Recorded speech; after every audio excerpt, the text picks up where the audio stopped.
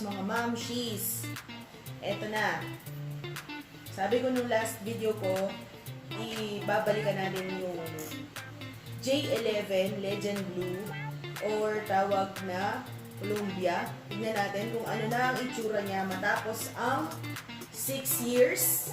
Nirelease to December 20, 2014 at hindi pa rin ito nasusuot ng asawa ko hanggang ngayon dahil naiwan siya dito sa akin.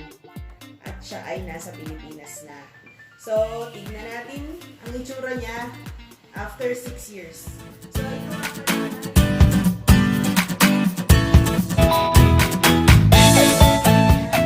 after 6 years. So, ito nga pala ay BNDS na.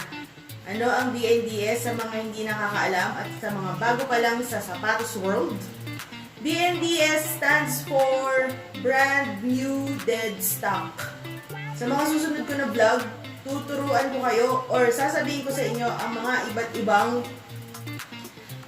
abbreviations or mga terms na ginagamit sa sneaker world gaya ng retro, holy grail, aglet, ano bang ibig sabihin nun, jumpman, low, mids, dead stock, colorway, beaters, at kung ano-ano pa. Sasabihin ko yan sa inyo. Eh sigurado, isang video na naman yun. So, for anything else, buksan na po natin to. This is size 9. Yes. Let's check. Ganda pa yung box. At, shoutout nga pala, nakuha namin to kay Pops Christian. Ng isang admin pa rin ng PSSA, Pinoy Sneakerhead, Saudi Arabia. Pops Christian, katapusan. Hi. Ito na siya. Buksan na natin siya.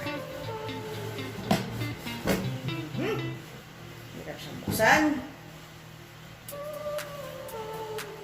Meron siyang ganito. Kulungan. Para hindi siya makawala. Yan. Sigurado kung nasa Pilipinas to at hindi nagamit ng 6 years, sigurado to nanilaw na o lumutong na yung sole. Pero dito sa Saudi, dahil napaka-dry, tingnan nyo naman. Napakaputi. Napakaputi pa rin niya. Yes, fresh na fresh. Tingnan natin. Walang nagbago. Parang kaka-release pa lang. Ang sakit nito pagka matagal na, medyo naninilaw yung mga dito. Pero ito, tingnan nyo. Wala pa. Ang kintab-kintab. Ang puti-puti pa niya. Tsaka meron din siyang ganyan. Yung kanyang carbon fiber. Ganda, diba? Ang totoo niyan, dapat susuot namin to nung wedding namin sa church. Kaya lang, dahil nauso yung Yeezy yung sinuot namin.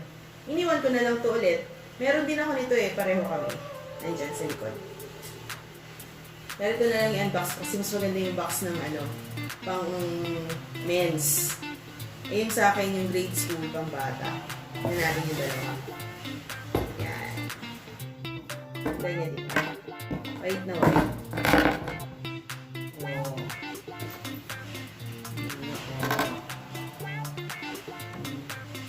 Yan natin yung box. Kung makita nyo na mabuti.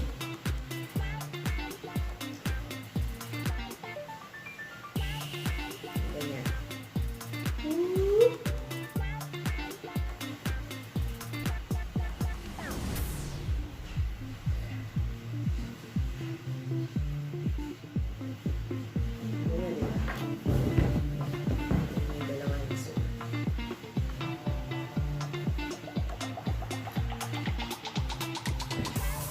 So, ngayon nakita na natin yung sapatos na 6 years old. Hindi pa nagagamit. Ang gaganda niya pa rin. Kasi hindi pa siya nagagamit. Fresh na fresh pa siya. Iuwi ko na to pag nag-exit na lang ako kasi yun ang kabilin-bili na ng may-ari nitong sapatos na to. Kasi nga, parang ayaw niya pa rin naman gamitin. Para siya nanghihinayang madumihan. At puting-puti siya. Actually, kahit yung sa akin, kahit nandito, hindi ko pa rin siya nagagamit kahit isang beses. Kasi mas maluluma siya kaysa dito. So, dapat, sabay kayo magsusuot ito. So, kaya namin sa 25th wedding anniversary namin, baka hindi na namin ito masuot. So, ayun. Hindi ako ng kabet. Ang hirap po, guys. Ang hirap kong ibalik sa box. Click natin.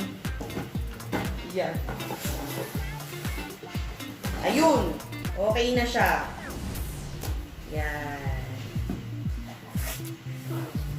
So, ayun. Don't forget again, kung hindi pa kayo nakaka-subscribe sa channel ko, subscribe na kayo, like my videos, at i-share nyo na rin kung gusto nyo, libre lang naman i-share, and click the notification bell para ma-update kayo sa mga bago kong i-upload na mga videos. Until next time!